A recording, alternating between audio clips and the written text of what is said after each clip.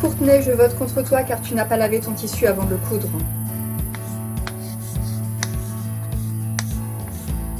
Arthur, je vote contre toi car tu as surjeté ton tissu blanc avec du fil noir.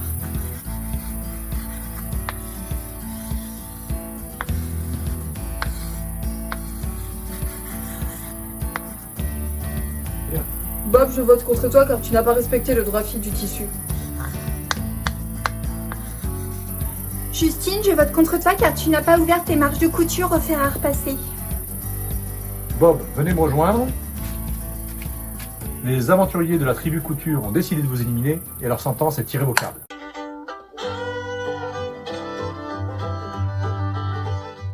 Bonjour à tous et à toutes, moi c'est Aurélie de la chaîne Lilicou. Je suis ravie de vous retrouver pour ce podcast couture numéro 7. Comme d'habitude, je vais vous présenter mes dernières réalisations couture. Ça fait un petit moment que je n'avais pas filmé de vidéo. C'est vrai que ici en Nouvelle-Calédonie, il fait très chaud, donc on a un peu plus de mal à coudre dans ces moments-là. Et puis j'ai une tonne de choses également à faire par ailleurs. Voilà, donc j'ai cousu, en vrai j'ai cousu la plupart de ces réalisations il y a quand même quelques temps. Je les ai terminées depuis un moment pour la plupart. Et du coup, je vais vous les présenter maintenant. Donc dans ma dernière vidéo, je vous avais présenté un patron que j'avais beaucoup aimé de la marque Chute Charlotte qui s'appelle Pretty Woman. Donc c'est un patron que j'ai acheté, je tiens à le préciser, puisqu'il y a quelques partenariats qui tournent en ce moment sur YouTube, mais moi je l'ai vraiment acheté, c'était un coup de cœur. D'ailleurs, si vous me suivez sur Instagram, vous avez dû le voir passer, repasser. N'hésitez pas d'ailleurs, si vous voulez aller jeter un œil, je m'amuse à faire des petits reels rigolos pour mettre en scène mes vêtements. Et du coup, pas mal de ces dernières publications concernaient ce patron que du coup j'ai refait. Alors il m'arrive quelquefois de refaire des patrons, mais là je pense que c'est celui que j'ai le plus refait. Je vous avais présenté ma toute première version noire avec un col un petit peu V comme ça. Et je vous avais dit d'ailleurs que je l'avais pas cousu suivant les explications de la créatrice. Et je me suis rattrapée pour les versions d'après. Donc je vais vous montrer ça tout de suite. Alors, je l'ai tout d'abord refait également dans un jersey noir pour ma fille. Parce qu'en fait, quand elle l'a vu sur moi, elle l'a beaucoup aimé. Elle m'a dit « Maman, j'en veux un ». Donc, je vais pas m'attarder dessus parce qu'en fait, c'est le même que moi. La seule différence, c'est que celui-ci, je l'ai réussi parce que j'ai respecté tout simplement les indications du patron. Donc, il est parfaitement bien cousu. On n'a pas l'aspect gondolé qu'on avait sur ma précédente version. Donc, pour elle, j'ai fait une taille, une taille 36, il me semble. Je n'ai pas revérifié. Donc, il me semble que c'est une taille 36 et la seule modification que j'ai faite, c'est que je l'ai fait plus court. Voilà, je lui ai fait une version crop parce qu'elle porte la plupart de ses t-shirts comme ça.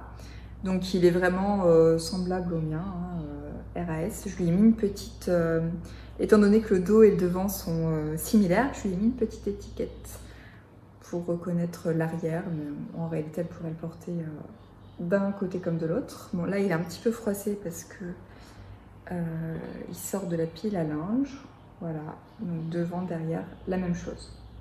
Donc vraiment le même que moi, je vais pas m'attarder sur le sujet.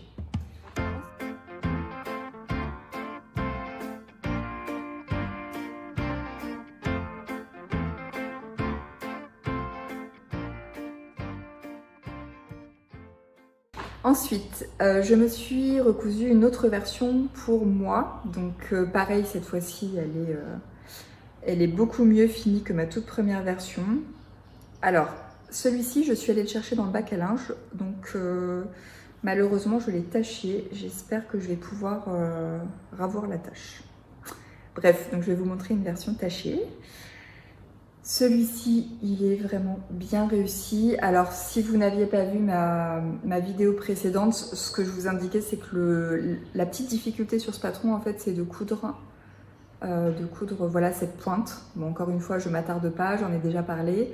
Là, vous voyez qu'elle est parfaitement réussie. Et en fait, les deux bandes qui composent le devant du patron sont cousues l'une sur l'autre. Donc, il faut faire attention quand on coud. L'idéal, c'est de superposer les coutures, mais quand on n'y arrive pas, il faut que l'une des deux coutures soit un peu plus en avant pour pas que l'autre ressorte. je pense que c'est absolument pas clair si vous n'êtes pas dans le truc, mais si vous envisagez de coudre ce patron, voilà, ça peut peut-être vous aider. Donc celui-ci, il est aussi en version manche courte et aussi en version V. Voilà, donc là vous voyez la fameuse tache, et lui je lui ai mis une étiquette sur le bas parce que je trouve que les étiquettes sur l'endroit des vêtements c'est sympa aussi. Voilà, donc je vous montre de plus près. Donc j'aime beaucoup cette version parce que c'est un peu plus coloré et je peux également la sortir avec d'autres bas. Donc l'intérieur, comme je vous l'avais dit la dernière fois, c'est une couture une couture à la machine à coudre que je viens surjeter ensuite. Donc ça donne quelque chose de très propre.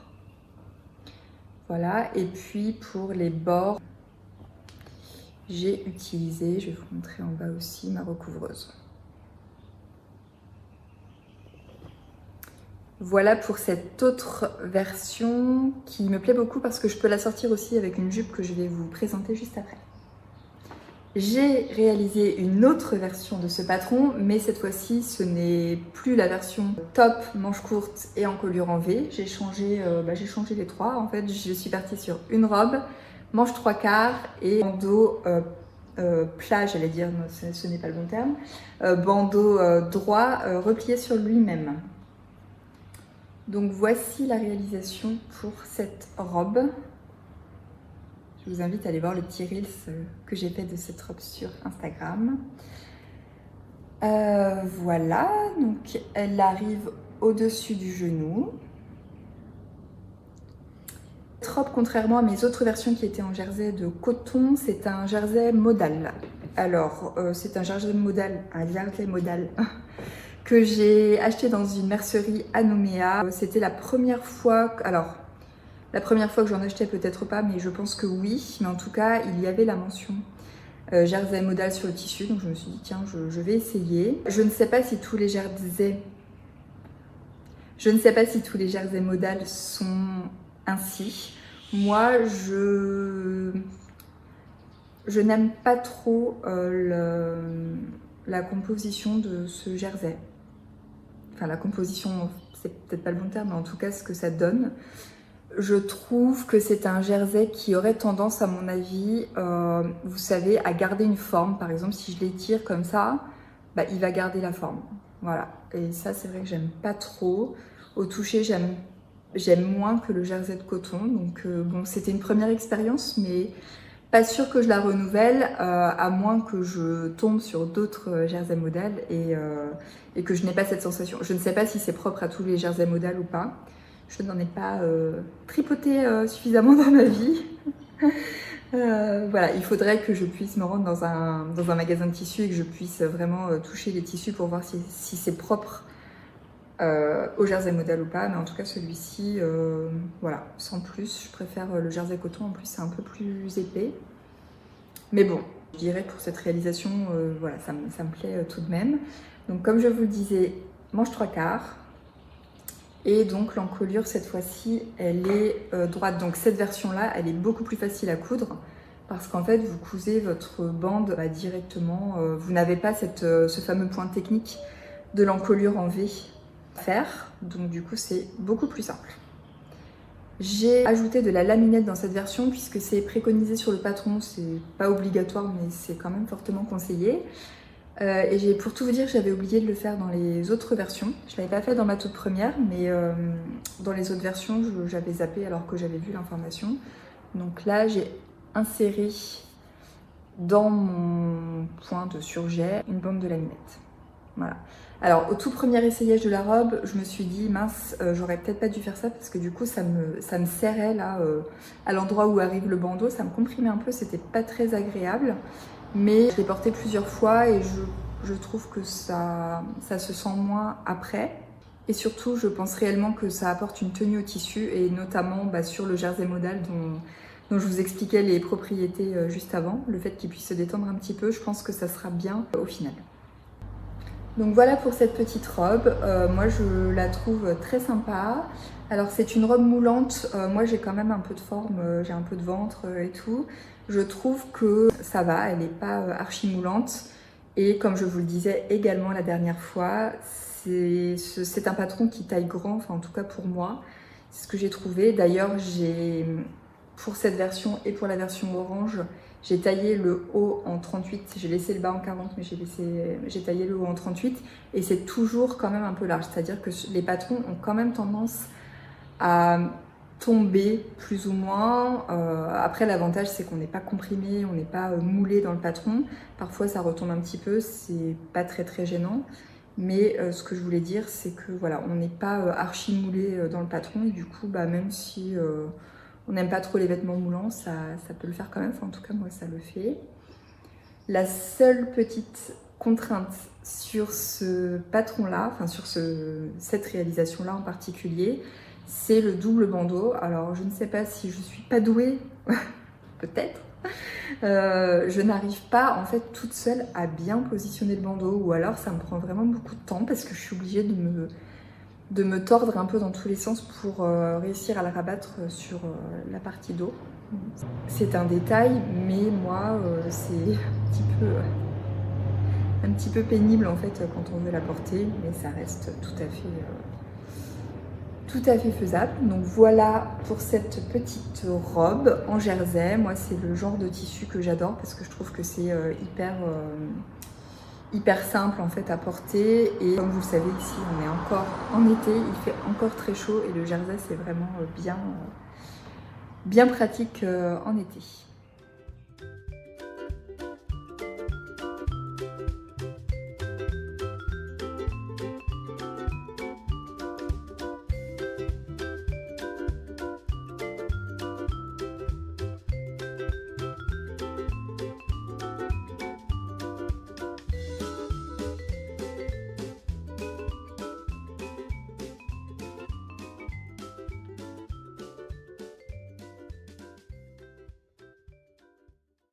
Je vais vous insérer également une petite vidéo pour vous parler de la recouvreuse. Donc en fait, j'ai utilisé pour toutes ces versions ma recouvreuse. Donc vous voyez les ourlets extérieurs et vous voyez ce que ça donne à l'intérieur. Bon, j'adore, je suis ultra fan de ma machine, de la fonction recouvreuse. Je trouve ça assez simple à utiliser. Et du coup, je vous insère une petite vidéo que j'ai tournée pendant ma couture. Alors, bien évidemment, il y a eu un bug, sinon c'est pas drôle. Je vous ai filmé cette vidéo, je pensais avoir filmé le début, mais ça n'a pas filmé correctement, donc je reviens un peu en arrière à certaines étapes après. Voilà, mais je vais vous donner mon sentiment et quelques petites informations complémentaires sur la recouvreuse. Donc là en fait j'arrive à la fin de mon recouvrement, et donc j'ai deux fils en fait qui sont restés là sur l'extérieur. Alors j'en ai déjà rentré un des deux puisque je pensais que je filmais, mais je ne filmais pas. Et donc la petite astuce, c'est de se mettre vers l'intérieur, donc là où on voit le point de recouvrement, et en fait de tirer à chaque sur la ligne de droite et sur la ligne de gauche, je tire la première boucle comme ça, et en fait ça m'enlève entre guillemets une maille du point de recouvrement, et en fait ça me permet de rentrer les deux fils qui étaient à l'extérieur. Voilà, donc ça évite en fait d'avoir à prendre une aiguille et à rentrer ces fils à l'intérieur, ce qui de mon point de vue est un peu pénible d'enfiler systématiquement une aiguille. Donc en fait en enlevant la première boucle comme ça, eh bien on remet nos fils sur l'intérieur. Voilà, et ensuite donc on poursuit le recouvrement. Alors je vous avais filmé la première étape, mais en fait je n'avais pas filmé, j'étais en mode photo. Donc ce que je vous expliquais pendant toute cette étape, là je viens de faire tout le tour. C'est qu'en fait je positionne mon tissu ici le long de la machine. En fait j'ai ce repère en fait voilà, qui est tout simplement le bord en fait de l'ouverture du petit cadran ici. Voilà, et en fait moi j'ai repéré que quand je positionne mon tissu ici le long de cette ligne, eh bien ça correspond parfaitement pour mon surjet de 2 cm. Voilà. Donc du coup, c'est ce que j'utilise généralement, après c'est pas figé. Et en fait, pour faire mon point de recouvrement, tout simplement j'ai mis mon tissu, je l'ai glissé sous la machine. J'ai pas eu de préparation particulière à faire, si ce n'est de laisser un petit peu de fil. Et en fait, j'ai juste à appuyer sur la pédale et ça fait le point de recouvrement automatiquement. C'est-à-dire que, comme je vous disais, la préparation la préparation est importante puisque... Alors du coup, je pense que ça n'a pas filmé non plus. Mais en fait, ma préparation consistait à replier mon tissu tout le long. Et en fait, ce que j'ai fait au préalable, c'est que donc j'ai replié de 2 cm et j'ai systématiquement mis des pinces à 2 cm. Donc pour replier à 2 cm, bah, tout simplement, alors là, je vais faire comme si je repliais de nouveau. Je fais mon repli comme ça et je mesure, voilà. Je mesure avec mon petit outil comme ça. Je mesure, je fais 2 cm. Paf, je mets une pince. Et en fait, je fais ça tout autour. Donc ça, c'est l'étape préparatoire. Je fais les choses un peu dans le désordre. Donc on va dire tous les 8-10 cm, je remesure, je vérifie que je suis bien à 2 cm. Et je mets une pince. Donc ça, c'est ce que j'ai fait au départ pour pouvoir avoir mon repli. Donc il est essentiel de faire un repli qui soit vraiment aux bonnes dimensions. Puisque c'est ça qui vous garantit en fait d'avoir un point de recouvrement qui, bah, vous voyez, qui donne ça en fait, qui fait que votre tissu est pris de manière homogène tout le long. Si vous ne faites pas cette préparation, si vous la faites de manière aléatoire, en mode un peu one again, vous risquez d'avoir des morceaux de tissu qui sont pas pris dans la chaînette, ou voire qui dépassent. Alors après, quand ça dépasse, c'est pas très grave parce qu'on peut recouper l'excédent, mais il faut surtout pas que vous ayez moins ici et puis que du coup votre tissu ne soit pas pris. Donc ça, c'est ce que je vous expliquais normalement en étape préparatoire. Et je vous disais que c'est le plus important, puisqu'une fois que vous avez bien vos 2 cm partout, eh bien, il n'y a plus qu'à, en fait, il n'y a plus qu'à appuyer sur la pédale. Ce que je vous expliquais aussi, et qui n'a pas été filmé, c'est que quand je suis sur une couture de côté, en fait, ce que j'avais fait préalablement, c'est que j'avais, donc, vous voyez là, mon surjet qui est couché vers le dos, et bien préalablement, en fait, quand mon tissu était, avant de le coudre, j'avais mesuré donc mes 2 cm, vous voyez, on les a bien ici, et en fait, j'avais fait une petite entaille à 2 cm, j'avais coupé dans mon surjet, sans couper bien évidemment la ligne de couture, et en fait mon autre partie de surjet elle est rabattue de l'autre côté. Alors je sais pas si c'est très clair, mais ça évite que mes 2 surjets soient l'un sur l'autre comme ça. Donc l'autre, vous voyez, il est là en fait, le petit bout là de 2 cm il est là, et voilà. Donc comme ça évite de faire une épaisseur. Moi ma machine elle aime pas trop les épaisseurs au niveau du recouvrement. Bon, j'avais suivi la formation d'Elsa comme je vous en avais parlé, pour la recouvreuse, et elle avait la même problématique avec sa recouvreuse, donc je suis pas sûre que les recouvreuses aiment les épaisseurs et les coutures en tout cas de côté. Donc voilà, donc en fait tout simplement comme je vous disais, je n'ai qu'à appuyer sur la pédale et à suivre ma ligne, toujours avoir mon tissu aligné à ce repère. Voilà, donc là on arrive justement dans la couture de côté, donc je vais, si nécessaire, si je vois que ma machine peine un petit peu, je vais légèrement l'accompagner en tirant ici. C'est pas toujours nécessaire. Voilà. Et là, elle fait un petit peu son petit caprice et puis après ça repart. Donc là, on arrive à la fin, voilà, du recouvrement. Je vais vous montrer comme ça. Vous voyez, le début de mon recouvrement était ici et là, il me reste 2-3 cm pour terminer. Donc en fait, ce que je fais là, c'est que je continue et je vais doucement pour arriver me coller à l'endroit où j'avais débuté tout à l'heure.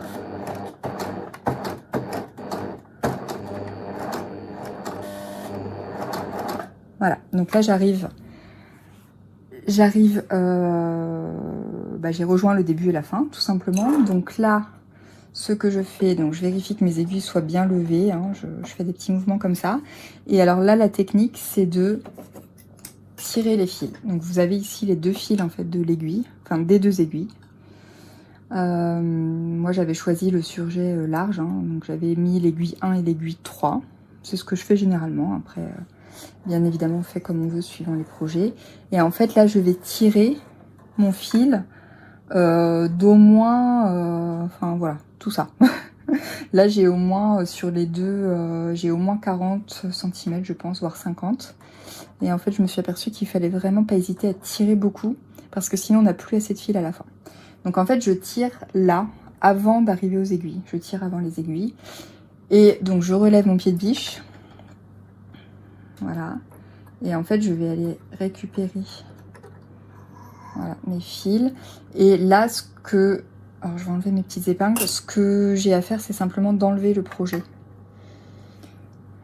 Mes aiguilles sont relevées, mon pied de biche aussi. Donc il faut bien faire attention à ça pour pas déchirer le tissu. Et ensuite après, voilà, on a juste à tirer comme ça le tissu. Ça peut faire peur au début, mais voilà, faut le faire quelques fois. Et vous voyez que donc mon tissu reste accroché avec... Tac, voilà, il a tous ces fils là, il a embarqué tous ces fils là avec lui. Donc là, je vais... Je sais pas si on voit, je vais couper. Tac. Et donc, mon recouvrement est terminé. Et là, je me retrouve avec plein de fils.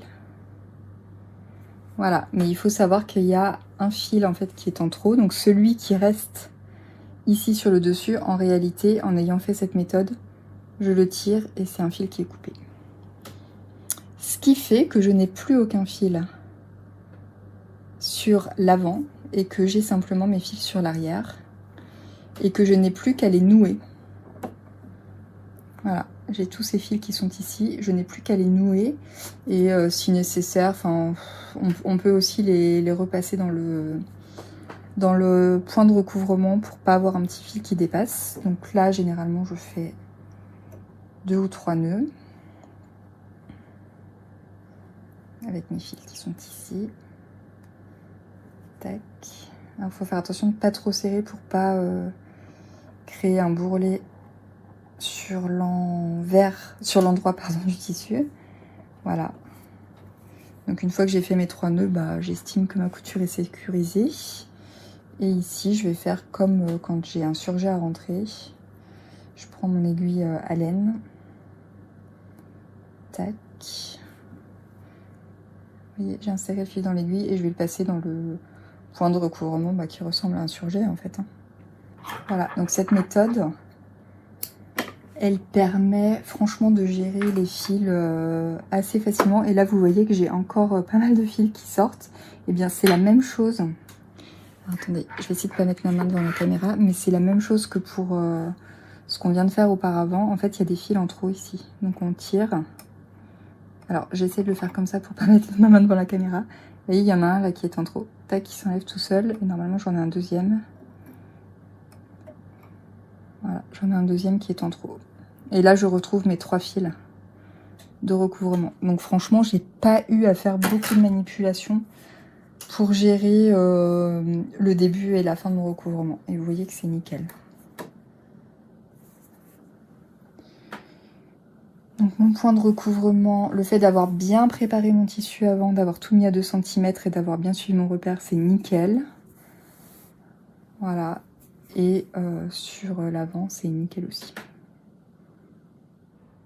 Alors ensuite, je vais vous parler d'une jupe que j'ai réalisée pour aller avec mes tops Pretty Woman, que ce soit le noir ou le orange, parce que j'avais un tissu qui s'accordait très bien avec et du coup, ça s'est fait un peu naturellement.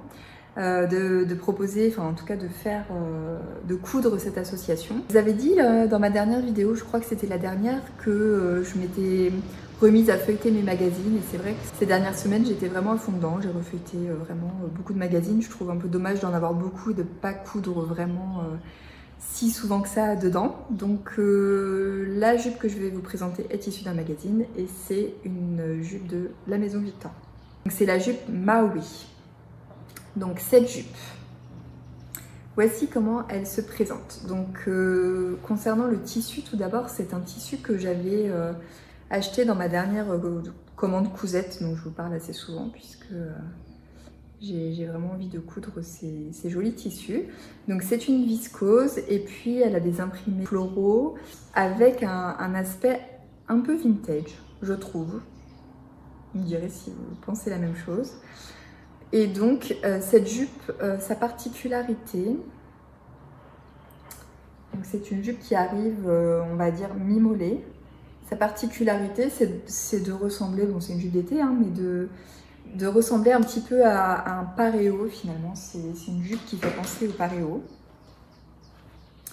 Donc c'est une jupe élastiquée avec un rabat, voilà, sur le devant. Enfin, un genre de rabat parce qu'en fait tout est vraiment cousu, hein, tout est pris dans la couture et on a un effet drapé en fait sur le devant qui vient se remettre dans la jupe. Voilà, je vous montre de plus près. Donc, vous voyez là, on a toute la partie élastiquée et là on a l'effet trompe-l'œil comme si on rabattait le tissu finalement à l'intérieur de la jupe. En réalité, tout ça est cousu. Voilà. Et puis sur le devant, bon, elle est échancrée, voilà.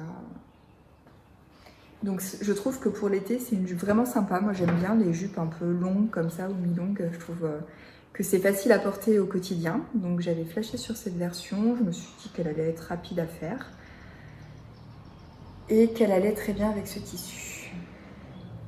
Voilà, donc le tissu en lui-même, je vous disais, c'est une viscose, mais c'est pas une viscose comme j'ai l'habitude d'en voir généralement. Elle a un aspect un peu... Alors, au tout début, quand j'ai déballé mon colis, je trouvais qu'elle avait un aspect un peu cartonné pour une viscose, ça m'avait étonnée. Et puis petit à petit, je me suis... en fait, j'ai apprécié le tissu. Il a un aspect un peu doux, alors on dirait pas du tout de la viscose. Pour moi, on dirait un peu du coton, un peu comme le coton... J'ai acheté récemment le coton collection 1 de Stragier, la collection coton soyeux, ou quelque chose comme ça. Et je trouve que ça ressemble assez à ça. Voilà. Et je pense que je ne me suis pas trompée, il me semble que c'est quand même vendu comme de la viscose, donc je vais vérifier quand même. Et du coup, elle a un aspect un peu soyeux. Ça peut aussi faire penser en quelque sorte à du satin de coton, mais en moins rigide. Mais ça reste du coup un tissu à la fois fin, mais qui a une petite rigidité par rapport aux viscoses, j'allais dire aux viscoses habituelles, en tout cas aux viscoses que je couds habituellement. Voilà, donc c'est un tissu c'est un patron, pardon, qui est simple à réaliser. Le plus compliqué, je dirais, dans l'histoire, c'est de décalquer le patron, puisque donc c'est, comme je vous le disais, un patron de la Maison Victor. Étant donné que l'ampleur des pans est quand même assez importante, en fait, si vous voulez, on a une couture là au milieu. Voilà, et on a 2 grands pans qui viennent se coudre. Après, on a peu de couture finalement sur le reste de la jupe, mais du coup, les pans sont assez larges et les planches de la Maison Victor sont en plusieurs pièces. C'est-à-dire que la pièce A et la pièce B composent la jupe. Pour reconstituer la pièce A et la pièce B, il y a 4 ou 5 pièces à décalquer. Donc c'est tout à fait faisable, il y a quand même des repères qui sont bien notés, mais du coup c'est un petit peu chronophage.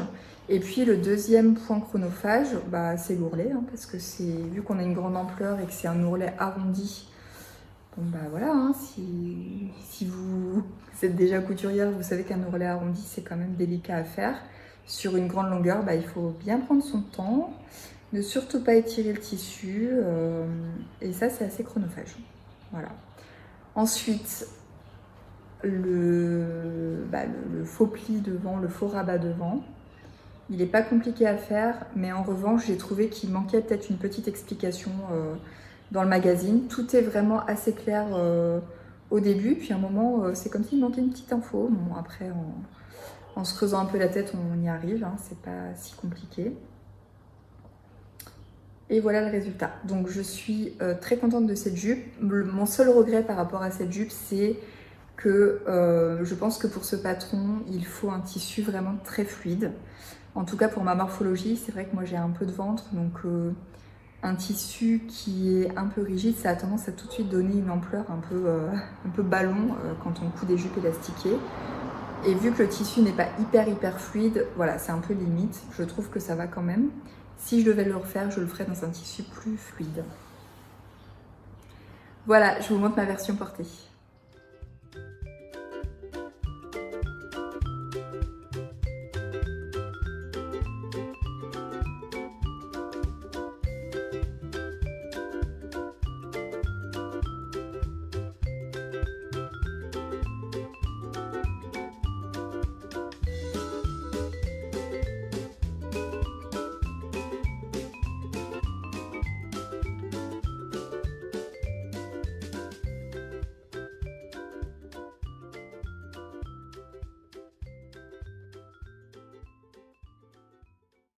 Alors ensuite, je vais vous parler d'un patron d'une marque que j'ai découverte il y a peu. Alors c'est une marque dont j'avais déjà entendu parler, mais c'est vrai que quand me met finalement à découvrir une marque, c'est un peu comme des lubies chez moi, eh bien je suis à fond dedans, donc je vais chercher à connaître la marque, l'histoire de la marque, ses valeurs, je vais regarder tous les patrons, etc. Bon, ça m'arrive à quelques moments, je suis assez monomaniaque dans mon fonctionnement et surtout quand je découvre, j'aime bien découvrir à fond.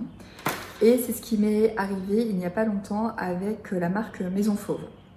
Donc Maison Fauve, c'est une marque dont j'avais entendu parler et c'est vrai que l'année dernière, quand était sortie sa dernière collection de patrons, je voyais sur les réseaux sociaux que tout le monde s'arrachait les patrons, etc.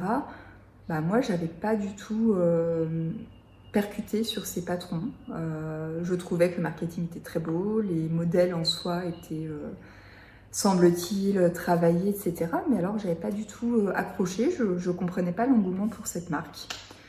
Donc, je ne l'avais jamais testée. Or, il y a peu, elle a sorti un patron gratuit, qui a été gratuit à un moment donné. Je ne sais pas s'il est toujours d'ailleurs à vérifier, c'est le patron de la blouse Tilda, que j'ai téléchargé mais que je n'ai pas en réalité fait, ça viendra peut-être un jour. Et à cette occasion, j'ai regardé les vidéos qu'elle mettait en ligne sur YouTube. Donc en fait, elle a fait une vidéo pour la couture de cette blouse et une vidéo pour la couture des cols aussi qui était très intéressante. Et vraiment, j'ai beaucoup aimé les vidéos, même si je ne projetais pas de coudre le modèle. J'ai vraiment apprécié les vidéos et ça m'a donné envie de découvrir la marque. Donc j'ai envie de dire, je pense qu'elle a réussi son pari. Finalement, en proposant un patron gratuit, ça permet effectivement de découvrir la marque. C'est tout à fait ce qui s'est passé pour moi. Je n'ai pas cousu ce patron gratuit, mais j'ai découvert la marque par ce biais. J'ai vraiment adoré les vidéos, j'ai trouvé qu'elles étaient précises, j'ai trouvé qu'il y avait une originalité dans la conception des modèles. Et du coup, comme je vous disais, je suis allée voir le site en long, en large et en travers. Et puis j'ai craqué sur quelques patrons. Alors ma petite déception quand même, c'est que cette marque sort ses collections essentiellement au départ en patron pochette. Et ce n'est, si je ne dis pas de bêtises, qu'un an après, il me semble, qu'elle propose ses patrons en PDF. Donc c'est vrai que quand j'ai regardé ces modèles, j'ai trouvé plusieurs modèles qui me plaisaient, certains n'existaient pas en PDF. Bon, moi vous savez que j'habite loin, que les frais de port sont élevés, etc. Donc j'ai pas forcément envie d'acheter des patrons pochettes et de payer ça un bras. Donc les PDF c'est largement plus simple pour moi. Et du coup j'étais déçue de ne pas avoir à disposition énormément de patrons de la marque en PDF. Voilà, pour la petite anecdote. Ceci dit, je comprends tout à fait la créatrice et les raisons pour lesquelles elle ne met pas ses patrons tout de suite en PDF. C'est vrai que malheureusement, il y a quand même beaucoup de fraude sur les patrons PDF et elle se sécurise de cette façon. Donc voilà, j'ai quand même craqué sur certains patrons. Et puis, entre-temps, elle a sorti également une nouvelle collection. Donc vraiment des modèles, je trouve, travaillés, des détails sympas. Après, c'est vrai que je trouve que globalement, les patrons sont quand même assez festifs ou adaptés à des événements. Quand j'ai cherché des patrons à porter pour la vie de tous les jours, il y en a quelques-uns, mais je n'en ai pas trouvé tant que ça. C'est-à-dire que quand j'essayais de me projeter dans les modèles, j'ai trouvé que certains modèles étaient vraiment quand même plus adaptés à des événements, à des fêtes, Noël, ce genre de choses. Et moi, je recherche plutôt, en ce moment, en tout cas, des vêtements à coudre au quotidien.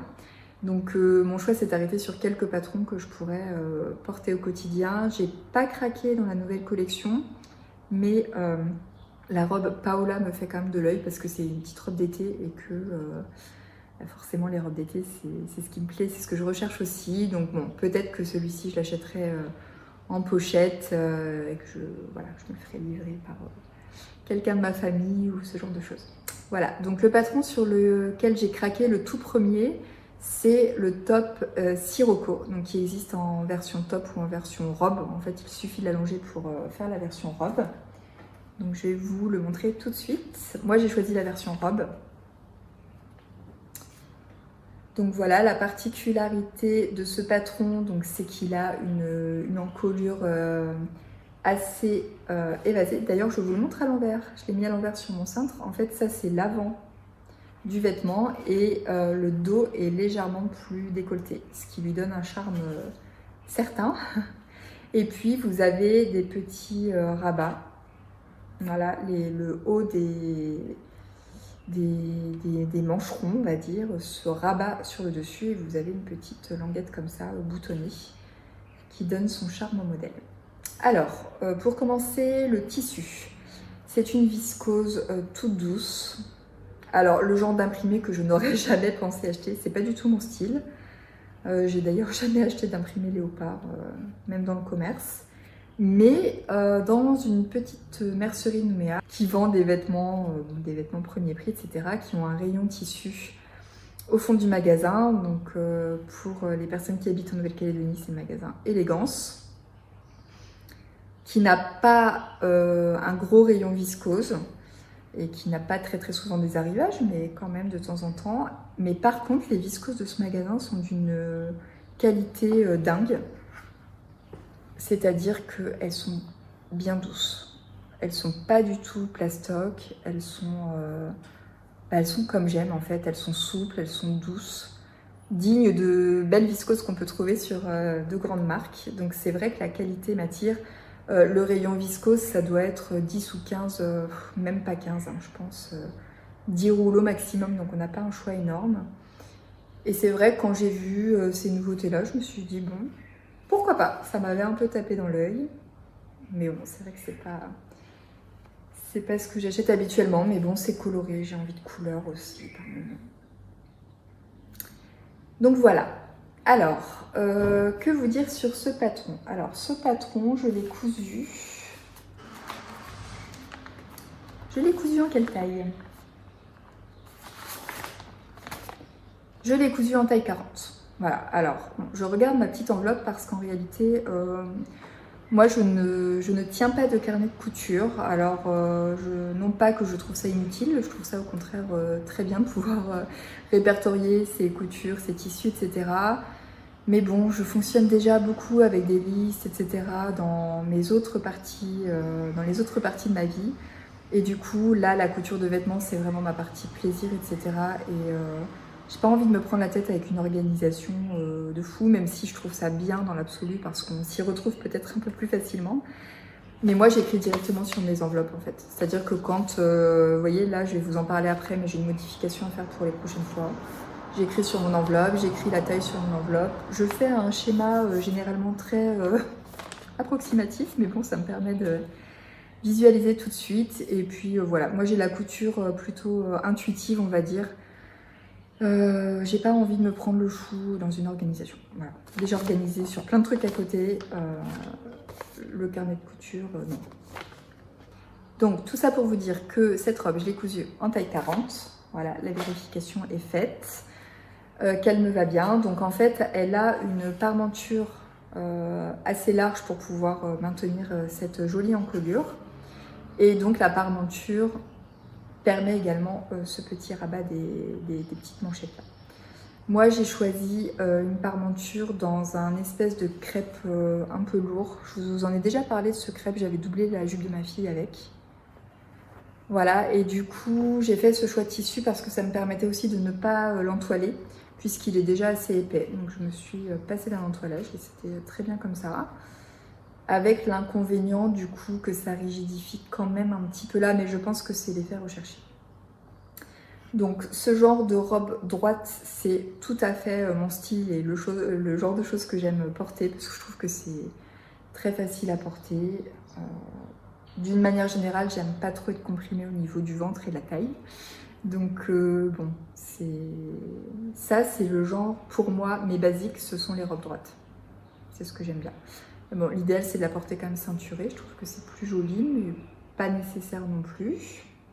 Le seul inconvénient de cette petite robe, c'est pour moi l'encolure. Même si je la trouve très très jolie cette encolure, elle est légèrement trop large. Et c'est vrai que quand on regarde les réalisations sur internet, y compris sur le site de la créatrice, on voit qu'effectivement ça arrive vraiment bas sur l'épaule et au porté ça a tendance malheureusement à tomber.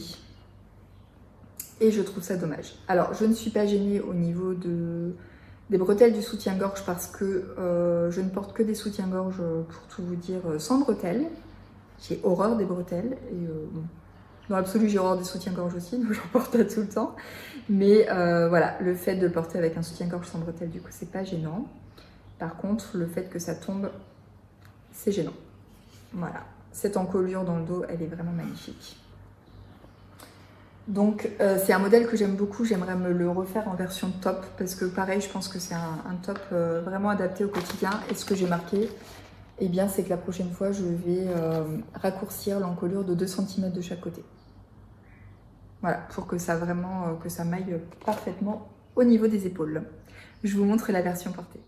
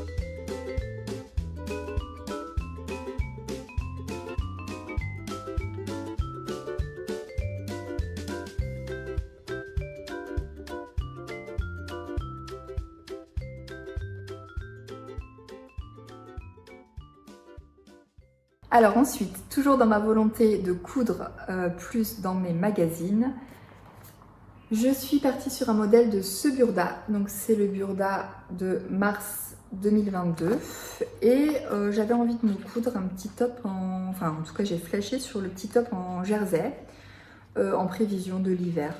Voilà, dans quelques mois on sera en hiver ici. Donc c'est le modèle 103 de ce magazine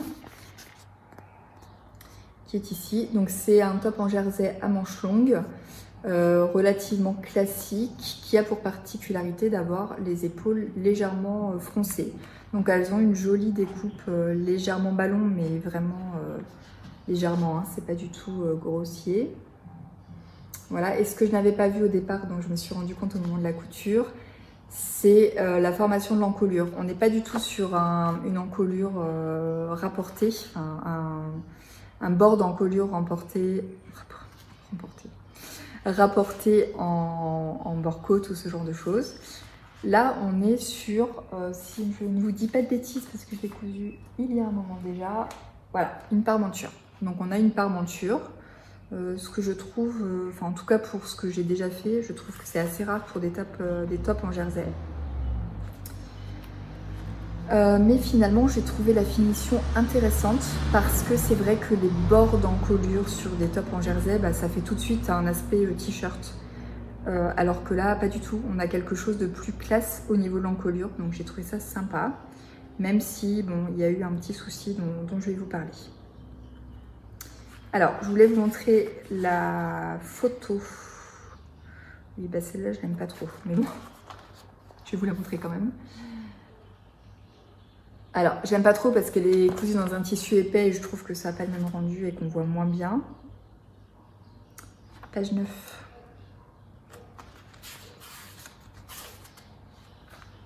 Voilà. Bon, j'aime pas trop ce tissu non plus, mais voilà. Voilà ce que ça donne. Donc vous voyez la version ballon. Alors c'est vrai que le tissu du coup, celui-ci, il est assez épais, donc ça donne beaucoup plus l'aspect ballon. Moi, j'ai choisi un jersey de coton classique, donc plutôt fin par rapport au modèle qu'ils ont présenté. Tac, alors c'est un jersey que j'ai dû acheter à Nouméa, dans une mercerie Nouméa. Je suis pas sûre à 100%, je me souviens plus. Puis vu que je fais pas un super carnet de couture, voilà. Je note pas forcément d'où viennent mes tissus, je fonctionne à la mémoire, mais parfois je n'ai plus la mémoire. Alors... donc vous voyez ce que je vous disais, le fait d'avoir des parmentures, ça donne une jolie encolure. Voilà, la seule bêtise que j'ai faite, alors j'ai utilisé comment on dirait, du truc double face thermocollant, du ruban double face thermocollant, vous savez, pour finir les ourlets. Alors ça, c'est une astuce qu'avait présentée il y a quelques temps Virginie de l'Atelier de Vie. Je pense qu'on a été vraiment nombreuses à reprendre et à adopter cette astuce parce que c'est vrai que c'est top en fait pour finir ce genre de choses. Alors moi, j'avais acheté, je crois, sur Ascol un ruban assez fin que j'ai positionné tout autour, qui colle vraiment super bien. Le seul problème, c'est que vu que c'est arrondi, j'avais coupé des petits bouts et là, en fait, j'ai 2 petits bouts qui se superposent. Et ça m'a créé une épaisseur qui se voit quand même pas mal. Et en fait, pour tout vous dire, j'ai voulu rattraper la chose, j'ai voulu décoller, mais ça se décolle pas. Ça colle hyper bien, ce truc. Donc bon, je me suis dit que plutôt que de massacrer mon top, j'allais le laisser comme ça. Porter, ça se voit moins que comme ça, mais c'est un peu dommage. Voilà, sur la finition, j'étais déçue. Au niveau des petites manches légèrement ballon, bah, on a moins l'effet ballon du coup que dans le magazine puisque le tissu est plus fin. Mais on l'a un petit peu, il a une coupe vraiment sympa. Bon bah pareil, hein, toutes les finitions à la recouvreuse. Là, je suis partie sur un fil noir. Voilà. Il est vraiment sympa. Alors je l'ai cousu en taille 38. Moi habituellement je suis plutôt en 40 dans les... Je dirais en général dans les patrons de couture, même si ça dépend des marques. Mais je me suis dit, on est sur du burda, on est sur du tissu extensible. Donc j'avais peur que ça soit un peu trop grand. J'ai déjà cousu des vêtements burda qui étaient légèrement grands. C'était pas flagrant, mais c'était légèrement grand. Donc là, je me suis dit, avec l'extensibilité, ça va aller. Et malheureusement, il me... Alors peut-être que c'est voulu dans la coupe, mais je trouve qu'il me moule trop. Alors, il me va. Il me va bien hein, au niveau de la taille. Mais c'est un peu trop moulant, un peu trop serré. Je pense que si je le refais, ça sera dans une taille supérieure. Tiens, d'ailleurs, il faut que je le marque sur mon enveloppe. Je crois que je ne l'ai pas noté. Il est où? Ah bah oui, je ne l'ai pas noté. Donc ça, il faut que je note pour m'en souvenir justement la prochaine fois. Et d'ailleurs, pour reparler de l'histoire du carnet de couture, bah, je trouve que c'est plus pratique de mettre les indications sur ce qui a modifié sur l'enveloppe parce qu'au moment où vous recousez votre patron, vous voyez directement ce qui a modifié. Quand vous vous inscrivez ça dans votre carnet de couture, si vous ne vous souvenez pas que vous aviez écrit des choses dans votre carnet de couture, bah, ça peut passer à l'as au final, vous voyez. Voilà, donc la réalisation est très sympa, la coupe est vraiment très sympa, voilà, à refaire dans une taille supérieure. Éventuellement, celui-ci, je pense que je le porterai si... Je pense qu'un jour, je réussirai à rentrer en métropole pour les vacances. Généralement, on rentre l'hiver et donc en métropole, en hiver, voilà. Je suis pas sûre de le porter ici parce que c'est un peu trop serré à mon goût. Alors, par rapport à ce top, ce que je voulais vous montrer aussi, parce que je trouve que souvent, on a pas mal d'a priori sur les patrons burda et notamment sur les planches à découper. Bon, c'est les planches à découper, n'importe quoi. Pardon. Les planches de patron, je sais pas, je dois être en cuisine, je dois avoir une autre partie de moi-même en cuisine actuellement, dans un monde parallèle. Donc pas du tout les planches à découper, bien évidemment les planches de patron. Donc on a souvent des a priori sur les planches de patron. Alors c'est vrai que sur les planches burda, on va pas se mentir, on a du monde, hein, voilà, on a du monde. Ceci dit, je voulais quand même apporter, je voulais temporiser un peu ça. Par rapport par exemple aux planches de patron des tendances couture, je vous les avais montrées une fois, c'est vrai qu'elles sont particulièrement pénibles à décalquer celles-ci, même si les modèles sont parfois sympas. Je voulais quand même temporiser. Pourquoi? Parce que sur les planches burda, je ne sais pas si vous aviez déjà remarqué, donc les patrons sont certes assez nombreux au centimètre carré, mais il y a des couleurs. Voilà, donc chaque patron a une couleur différente. Alors, j'ai pas vérifié si plusieurs avaient la même couleur sur la planche. Je crois que oui. Je crois que plusieurs ont la même couleur. Mais ce qui est quand même génial, c'est que, voilà, si vous avez, que je ne dise pas de bêtises, voilà, vous avez des numéros d'identification. Donc, si vous devez découper, bon, je m'y prends un peu n'importe comment. Voilà, si vous devez découper cette planche 10, donc dans le magazine, on vous dit il faut découper la pièce, nanana, nanana. On vous donne tous les numéros. Donc là, par exemple, vous voyez, j'ai cette pièce 10 à découper. Partons du principe que je ne l'ai pas repéré sur le patron, enfin sur la planche de patron qui est quand même assez grande. Eh bien, ce que je fais, c'est que je vais chercher dans la marge ici. Vous voyez, on a tous les numéros ici. Tac, tac, tac, je cherche et je tombe sur le numéro 10. Et une fois que j'ai trouvé mon numéro 10 ici dans la marge, eh bien, je descends perpendiculairement et je tombe en face sur le numéro 10. Et quand je tombe sur le numéro 10, qui est là dans ce cas en bleu, eh bien, j'identifie assez rapidement ma pièce. Donc, ça déjà c'est pas mal. Après, c'est vrai qu'il y a plusieurs lignes qui vont se croiser, etc. Mais le fait d'avoir des couleurs, déjà, ça aide. Je vais vous prendre un autre exemple. Par exemple. Voilà. Par exemple, ici, je cherche ma pièce 23. 23, je descends vraiment de manière perpendiculaire. 23, 23, 23, 23. Je cherche mon 23 et paf, j'arrive dessus. Et une fois que j'arrive dessus, j'identifie le trait, enfin un des traits du contour de la pièce de patron. Et après, j'ai plus qu'à suivre le trait. Je trouve que c'est honnêtement pas du tout insurmontable.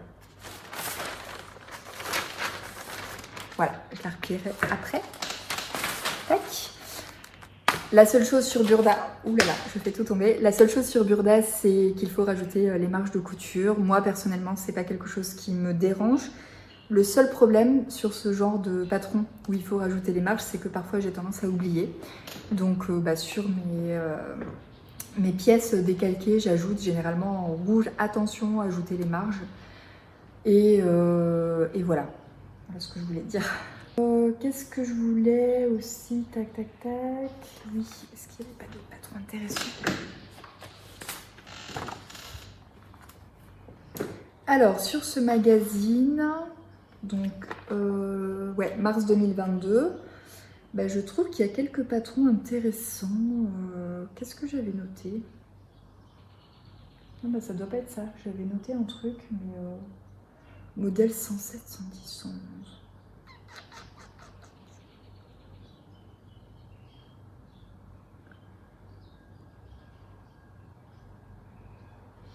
Mais écoutez, je m'étais noté quelque chose, mais visiblement ça correspond pas. Ça fait un moment que j'ai cousu et que j'avais pris des notes pour le podcast.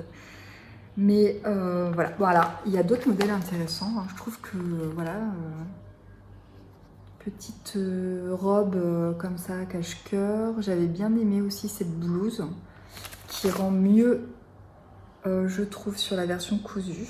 Cette fois-ci, 19. Ah ouais, celle-là, elle est très sympa. Elle est, je pense, assez simple à réaliser pour un effet sympa. Parfois, quand on a un tissu un peu chargé ou graphique, c'est bien d'avoir des modèles simples aussi, je trouve, en face. Et j'avais bien aimé aussi, alors bon forcément je ne me coupe pas de manteau, j'en coudrai peut-être pour mon prochain retour en métropole. J'avais bien aimé la forme de ce manteau aussi. Et là on a un manteau, si je me rappelle bien, c'est un trench lui, page 20. Bon, je vous montre un petit peu mes coups de cœur, c'est comme si on était en train de papoter ensemble. Voilà. On a un trench aussi. Donc bon, l'inconvénient de Burda, c'est que au niveau des explications, c'est toujours un peu plus succinct. Mais quand on a déjà cousu, par exemple pour le top que je vous présentais avant, quand on a déjà cousu un top, c'est plus facile ensuite de refaire un modèle Burda. Quand on a déjà cousu une chemise, on peut recoudre une chemise Burda. Il peut y avoir des variantes effectivement. Mais ce que je veux dire, c'est que si on a déjà un niveau de couture, si on a déjà un peu d'expérience, on peut coudre du Burda sans s'attarder à essayer de déchiffrer absolument les explications. Après, c'est sûr que si le patronage est prévu pour une technique en particulier, qu'on n'arrive pas à comprendre la technique, c'est un peu ballot. Ouais, ces modèles-là, ils sont sympas aussi. Une jupe comme ça, je trouve que c'est toujours un bon basique. Les modèles enfants sont hyper sympas aussi. Page 25 et page 17.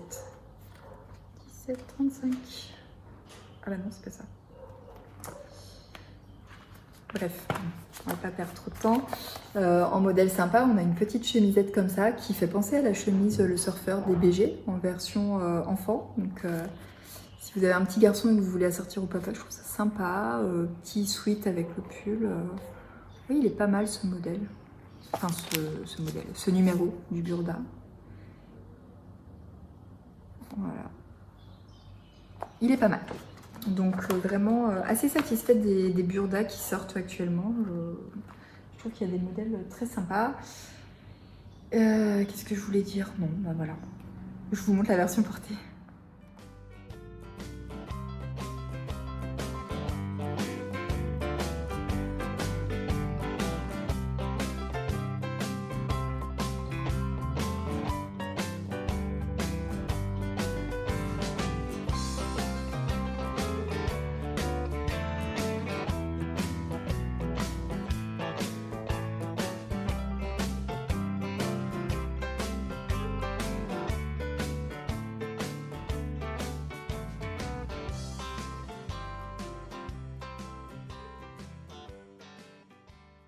Alors ensuite, je voulais vous parler d'une jeune marque de patron qui vient tout juste de sortir son premier patron. Donc c'est la marque Isalix et c'est une marque qui moi m'intéresse énormément parce que vous savez que je couds beaucoup pour mon ado de 13 ans. Et c'est une marque qui est destinée aux ados, donc avec des patrons spécialement conçus pour les adolescents. Alors aussi bien en termes de style, voilà, des patrons qui sont conçus pour être dans le goût de nos ados. Et puis également en termes de taille, puisque la créatrice propose des statures qui sont vraiment adaptées aux ados et avec un système de gradation original d'ailleurs que je n'avais pas vu auparavant.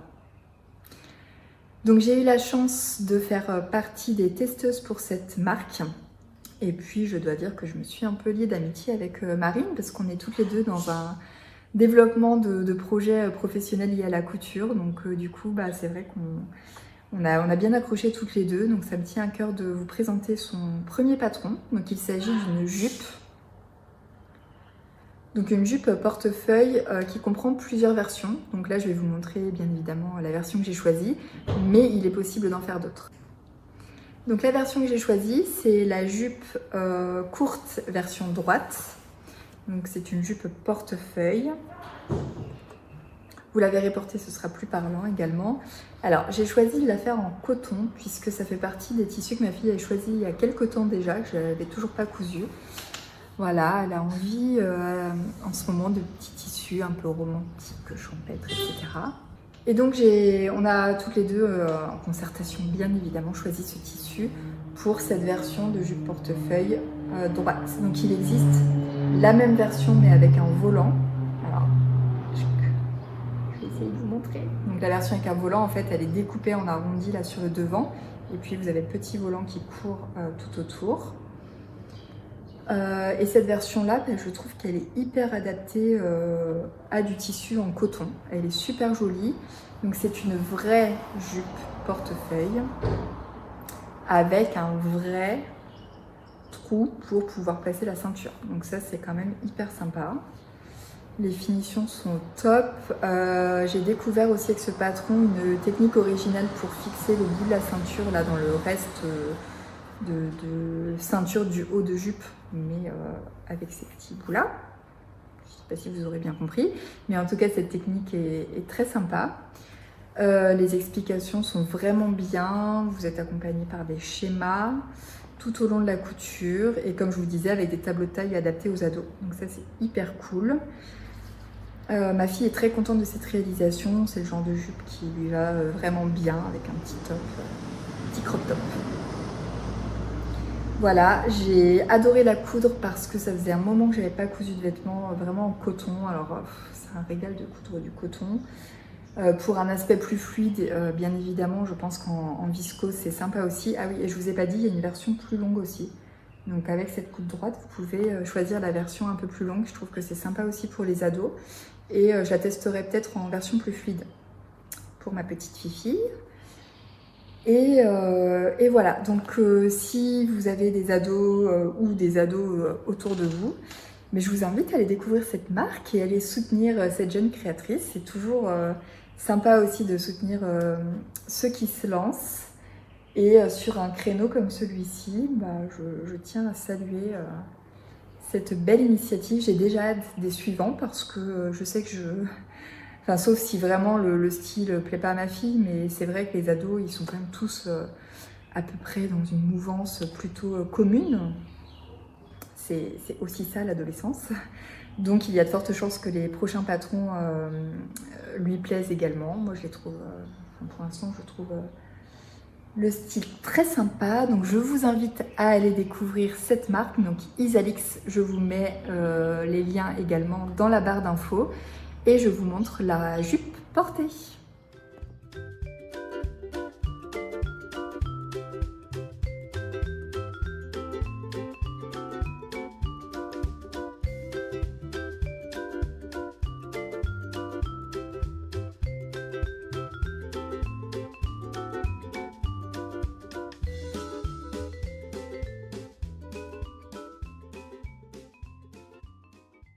Alors, pour finir dans les coutures que j'ai réalisées, je vais également vous montrer un accessoire que j'ai réalisé. Alors, pour tout vous dire, j'ai participé il y a peu à un swap couture. Alors, le genre de truc que je ne fais jamais. Là, il s'agissait d'un groupe qui intégrait également des personnes de Nouvelle-Calédonie. Donc, je me suis dit, c'est sympa de pouvoir faire ce petit jeu avec des personnes d'ici. Donc, c'est vrai qu'au moment où la publication a été faite sur le groupe Facebook couture locale.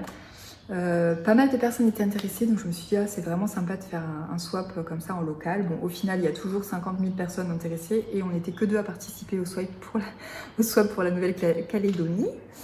Je vais y arriver. Et d'autres personnes également y participaient pour la métropole. Donc bon, j'ai poursuivi le défi. J'étais déçue qu'on ne soit pas plus nombreuses pour vraiment jouer le jeu. Mais bon, voilà, ça fait partie du jeu. Parmi les choses que j'ai cousues dans ce swap, alors je vais pas forcément tout vous montrer, mais je vais vous montrer mon coup de cœur, puisque j'en ai réalisé 2 versions. Donc ça, c'est la même version que la version que j'ai cousue pour la personne à qui j'ai offert le colis. Et puis, mais bon, je l'améliore un petit peu. Du coup, j'en ai fait une deuxième version pour ma fille également, où il y a du bruit aujourd'hui. Là, c'est un avion que vous entendez, après les voitures et bref. Donc c'est... alors comment ça s'appelle d'ailleurs? C'est un truc pour se sécher les cheveux. Je sais pas quel nom pourrait y apporter. Une serviette... comment on pourrait dire? C'est une serviette turban en quelque sorte. Donc c'est hyper pratique quand vous sortez de la douche. Hein. Vous mettez votre tête en dessous puis vous enfilez ça sur la tête. Alors là, j'ai pas forcément envie de vous montrer, mais bon, voilà, vous mettez ça sur la tête, vous vous rabattez comme ça et vous allez le nouer derrière. Voilà. Donc vous avez un côté serviette éponge, vous avez un côté autre tissu. Alors là, j'ai choisi une viscose, mais on peut tout à fait le faire en coton, même en jersey. Vous avez une petite languette élastique ici. Bon, je vais pas trop m'attarder sur le sujet, mais une petite languette ici. Et ici, vous avez un gros bouton. Voilà, donc ça va derrière votre tête. Tac, tac, tac, on tourne et on noue derrière. Et donc c'est vrai que ça fait un effet turban au final. C'est hyper pratique pour se sécher les cheveux. Cette version-là, elle est pour ma fille, elle s'en sert depuis qu'elle l'a maintenant tout le temps.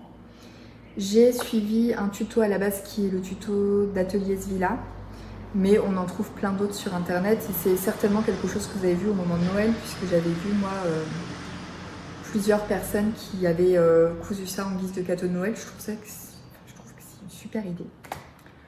Je trouve que c'est une super idée. Et donc j'en suis très satisfaite. Alors j'ai un peu amélioré ma deuxième version que j'ai offerte. Ça c'était la première. Parce que j'avais au départ fait une surpiqûre. Alors au final j'allais vous dire un truc. J'allais vous dire que c'est pour que ça se tienne bien. Mais en vrai là c'est pas hyper bien tenu puisque c'est l'endroit de la fermeture. L'objectif de la surpiqûre c'était de maintenir le tissu pour pas... Enfin pour que ça se tienne en fait. Hein, pour pas que ça ballotte. Et j'avais fait la couture relativement au bord ici et en fait ça n'allait pas parce que ça faisait rebiquer la bordure. Donc j'ai fait une deuxième surpiqûre plus loin et donc pour la version que j'ai offerte j'ai fait directement la surpiqûre plus loin parce que c'est beaucoup mieux, ça évite que ça rebique, sinon ça faisait un bord qui gondolait beaucoup. Ce tissu là, Alors, je ne vous l'ai pas encore présentée, c'est une magnifique viscose de chez Cousette aussi, toujours ma même commande de l'année dernière. Voilà, et pour tout vous dire, dans ce tissu, j'ai coupé et j'ai commencé à coudre une robe.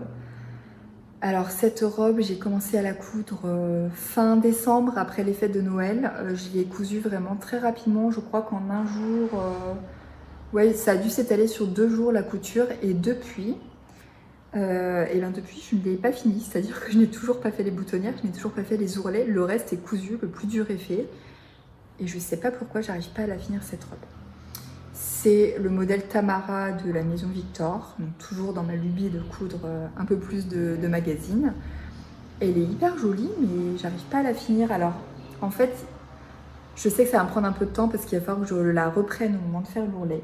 Alors, je vais vous montrer.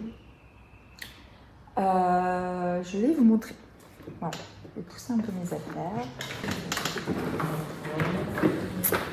Voici cette magnifique robe que je n'ai pas finie. Je ne sais pas pourquoi, j'ai pas d'explication. Donc vous voyez, c'est une robe en fait qui a...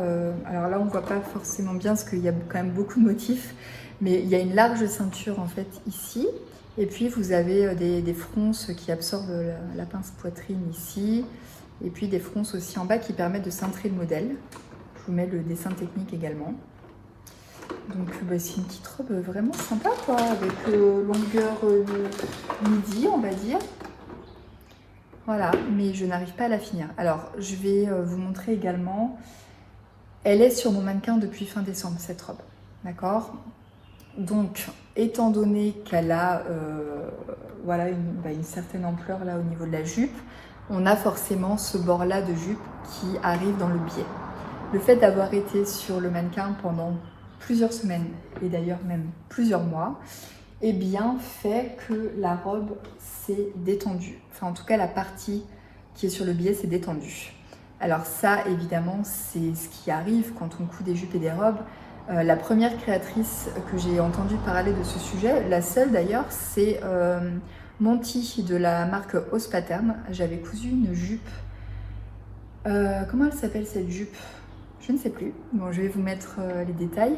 J'avais cousu une jupe qui comportait une partie assez ample comme ça sur le biais. Et la préconisation de Monty, c'était justement de laisser la jupe sur le mannequin. Alors, elle préconisait 24 à 48 heures, il me semble, pour que la jupe ait le temps de reposer un peu sur le mannequin et que la partie dans le biais éventuellement ait le temps de s'affaisser si nécessaire. C'est-à-dire qu'au moment où vous allez faire votre ourlet, la jupe aura pu, enfin le tissu aura pu prendre sa forme définitive, pratiquement définitive, et en tout cas elle se sera étirée là où elle doit s'étirer. Donc ça évite que vous fassiez l'ourlet tout de suite et qu'au final votre ourlet qui est censé être droit finisse par gondoler sur la partie sur le biais. Donc là on se retrouve tout à fait dans cette configuration, avec la jupe qui est complètement déformée au niveau du biais. Alors je pense que c'est pour ça que je ne l'ai pas terminée, parce que il faut que j'y passe un peu de temps pour faire un ourlet vraiment droit. Il faut que je prenne vraiment toutes les mesures depuis le sol pour arriver à quelque chose de droit. Et puis j'ai tout simplement pas pris le temps de le faire. Alors je vais pas dire que j'ai la flemme, parce que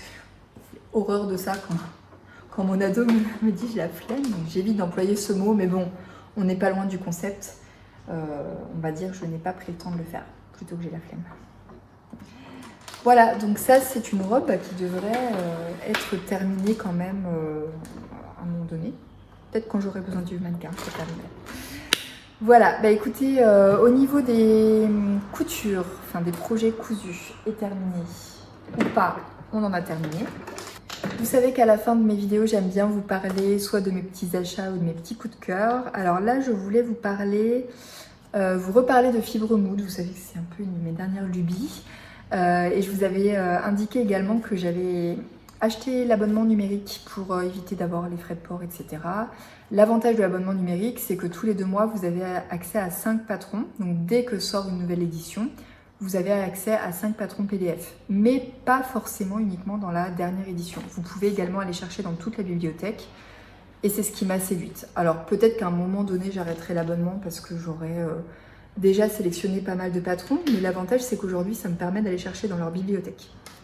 D'ailleurs, sur la dernière édition, eh bien je n'ai sélectionné que 2 patrons de l'édition en question, puis je me suis fait toute une liste des anciens patrons que je voulais. Donc du coup j'ai aussi téléchargé 3 patrons des éditions précédentes.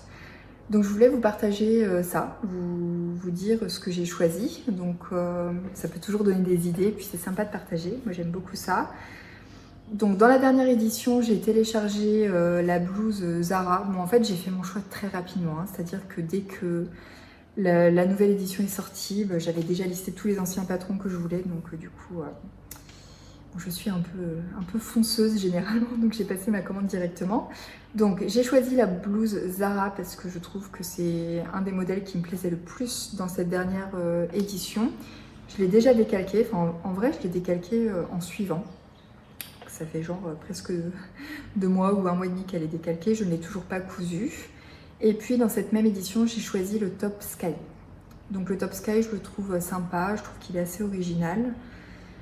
Le seul souci, c'est que quand je l'ai téléchargé, je pensais qu'il s'agissait d'un top en jersey parce que la forme du patron me faisait penser à d'autres tops du jersey que j'ai déjà vu probablement dans le commerce ou autre part. Et en fait, il s'avère que ce n'est pas du tout un top en jersey, c'est un top en chaîne et trame. Et ça, je m'en suis aperçue, je crois que c'est en visionnant... Alors, je vais peut-être dire une bêtise, mais je crois que c'est un podcast de Marine W qui présentait l'édition de Fibre Mood. Et quand elle a dit c'est un chaîne et trame, j'ai été surprise parce que je n'avais pas vérifié ce point. Il s'agissait bien d'un chaîne et trame. Ensuite, j'ai choisi 3 patrons d'édition précédente. Donc, je vous les montre rapidement. Donc, j'ai choisi la robe Vienna, qui est une robe d'été, je trouve, assez passe-partout, qui peut convenir aussi à une petite soirée d'été tranquille, etc. Donc j'aime beaucoup son look assez casual. J'ai téléchargé également la robe Tony, parce que j'aime beaucoup ce que je vous disais tout à l'heure avec la robe Sirocco, hein, finalement j'aime beaucoup les robes droites. Je trouve que c'est le type de modèle dans lesquels je suis plus à l'aise, et en plus en jersey. Donc celle-ci, elle me plaît bien aussi. Je l'adapterai peut-être au niveau des longueurs, parce que sur le mannequin, elle me paraît un peu longue, aussi bien au niveau de la longueur jambe que de la longueur bras. On verra. Et le dernier patron que j'ai téléchargé, c'est la marinière Afra. J'ai du tissu marinière depuis hyper longtemps. Je crois que ça fait partie des tout premiers tissus que j'avais achetés pour me coudre des vêtements. Je ne l'ai pas utilisé, donc je me disais que c'était un bon moyen de l'utiliser.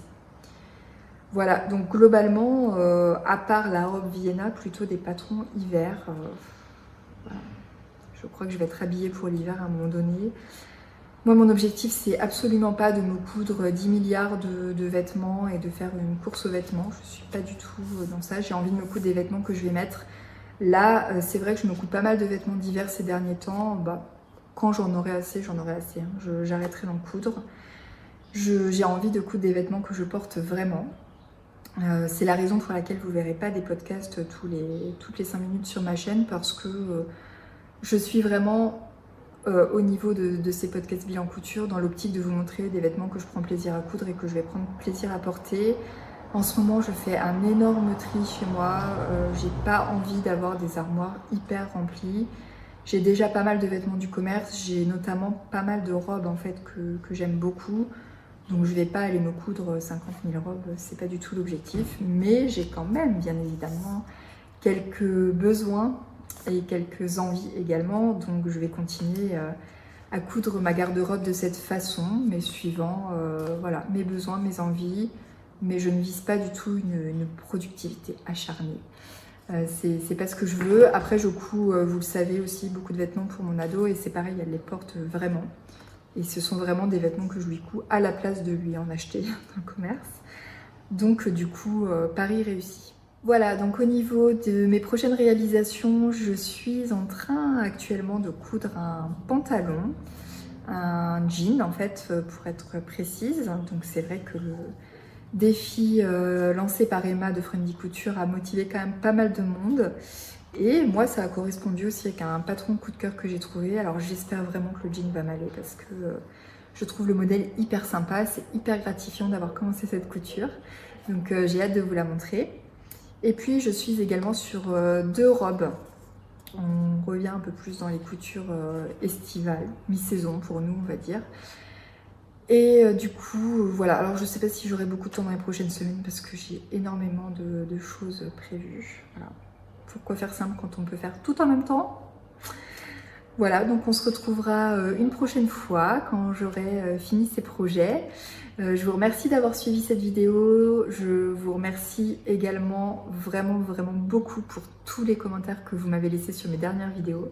Je trouve que ces commentaires sont vraiment adorables et voilà, je tenais à vous dire un grand merci parce que c'est avec un grand plaisir que je les lis, que j'y réponds. C'est très intéressant aussi d'avoir vos retours. Quand on a pas mal de vues sur une vidéo et qu'on n'a pas de retour, on ne sait pas si ça plaît ou si ça plaît pas. Après, je ne tourne pas ces vidéos dans l'objectif que ça plaise absolument.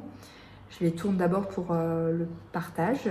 Mais c'est vrai que partager sans avoir aucun retour, c'est peut-être un peu plus compliqué de savoir si ça sert à quelque chose. Mais j'ai quand même pas mal de commentaires sous mes vidéos et du coup, j'en suis ravie parce que c'est hyper gentil de votre part.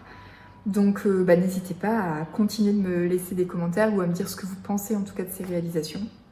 Si vous avez d'autres idées par rapport à ce que je vous ai dit ou un autre avis, bien évidemment, il est le bienvenu également. N'hésitez pas à liker aussi, c'est pareil, ça fait toujours plaisir. Et puis surtout, abonnez-vous. Eh bien oui, si vous vous abonnez à cette chaîne, vous serez notifié des prochaines vidéos que je sors et du coup ce sera plus facile de suivre et de voir ce que je réalise ensuite. Voilà, ce podcast est à présent terminé. Merci beaucoup de l'avoir suivi. Je vous dis à bientôt et je vous souhaite une bonne couture.